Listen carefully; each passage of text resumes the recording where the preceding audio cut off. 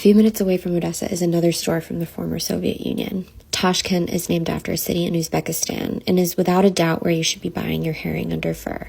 Or if that's not your style, maybe pillowy pierogi stuffed with potato and onion, plov or pilaf with carrots and lamb, mushroom pate from the cold case. The list goes on and the aroma permeates. Chicken soup and various preserved fruits sit in a fridge so ethereal you half expect a blimp to pass by. Beyond the pastries and the fresh bread, Tashkent and Odessa's product selection lines up pretty nicely. It's pretty similar, with a few exceptions. Take sea buckthorn, for example, a tiny sour orange fruit commonly pressed into juice or baked into pies. Or lamb fat. It's hard to get the lamb fat here, and it's also very expensive. I have it and I sell it, but I sell it for $50 a pound. Hey, my name is Daniel, born and raised in the San Fernando Valley. My family's from Uzbekistan. Daniel's dad started Tashkent first as a food truck in the 90s and now as a grocery store. I had one burning question for him.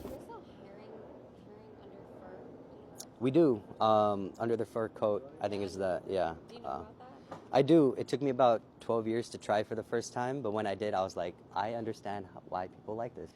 It's just kind of like a 5-layer dip. You know, you'd find in an American store with like beans, cheese, salsa, and all that. When you're having like a party or like a New Year's kind of shindig, it's something that's a staple on the table. I've been gnawing away at Jonathan Gold's Counterintelligence, a compilation of reviews from his column of the same name published in 2000. My copy is pretty worn out. There are calculations in the margins of page 40 and hair dye on 105.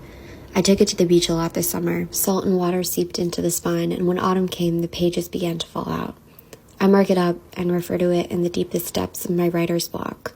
Jonathan Gold compares bitter melon to cancer medicine, describes crab sushi rolls as small essays in saltiness and crunch, and likens the lingering taste after a garlic-laden meal to crawling into bed with a loyal pet. Some of these restaurants are still around, although surely different after living through 24 years in a pandemic, but most are closed, and in that way, it's like reading a book of obituaries or an American history textbook. And still it feels timeless. Institutions change, but a lot of other stuff stays the same. So I guess when I was watching his talk on authenticity and seeking out something to connect us, be it Russian herring salad or a fondness for adverbs, something stuck. I visited both of these stores with my friends Emily and David.